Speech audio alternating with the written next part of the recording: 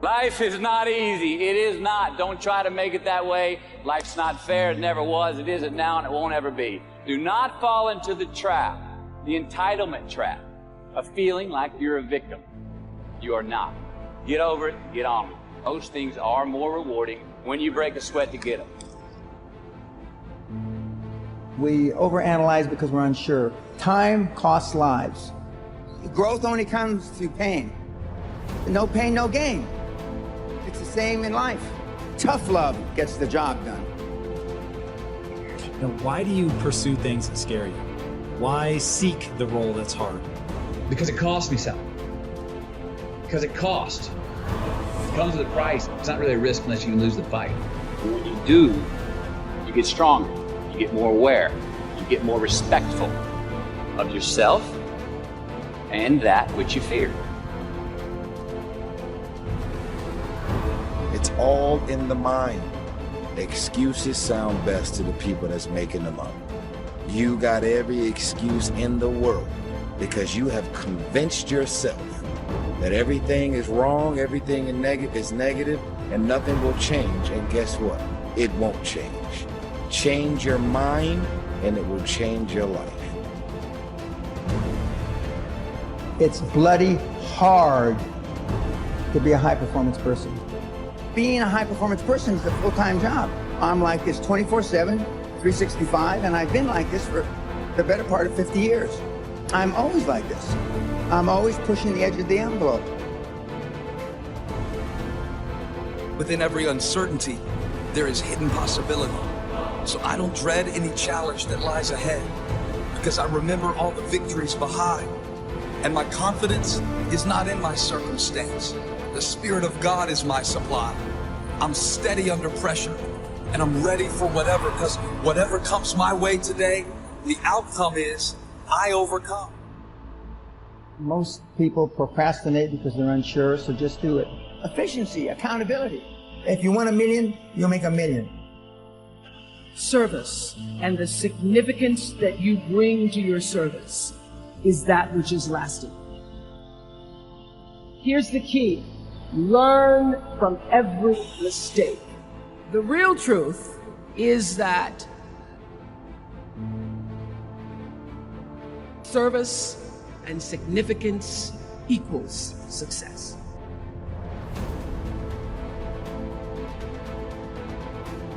If you want to find heaven, you must go through hell. If you want to find growth, you must first go through resistance. Go through pain.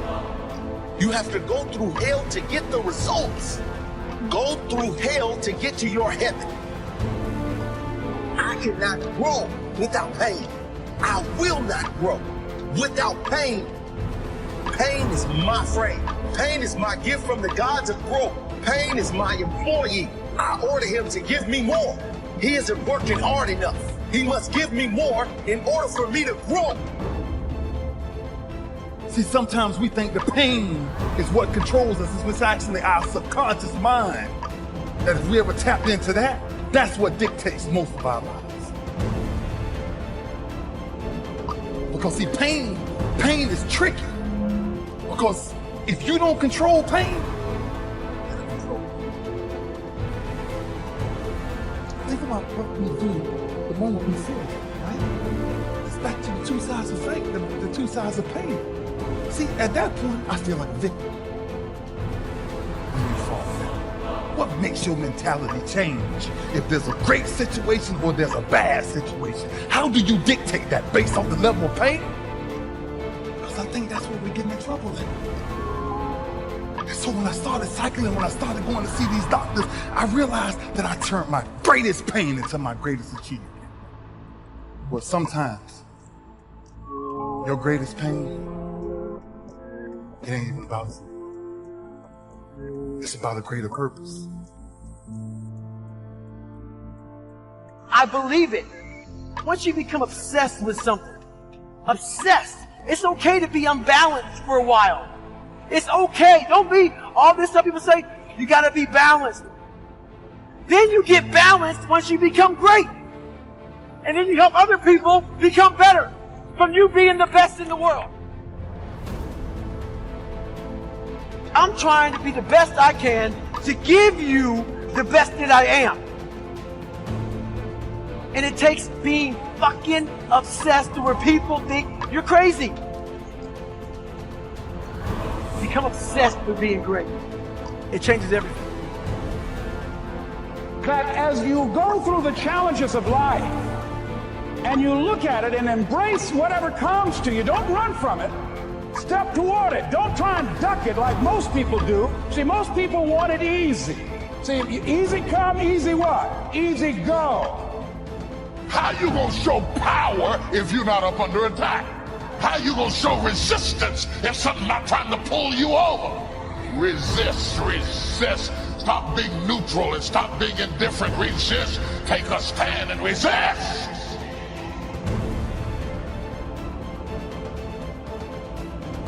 The last time I took an English class, my English teacher told me I was the weakest writer she ever met in her entire life. And the same year I took a speech class, and my speech teacher, he said, quote unquote, Ms. Nichols, I recommend you never speak in public, that you get a desk job. It was demotivated people, sad people hurt, sad people make other people sad. Bottom line, don't take it personal, hurt people hurt. I had to literally be willing to not only relocate my mind, but relocate my body so I can relocate my finances.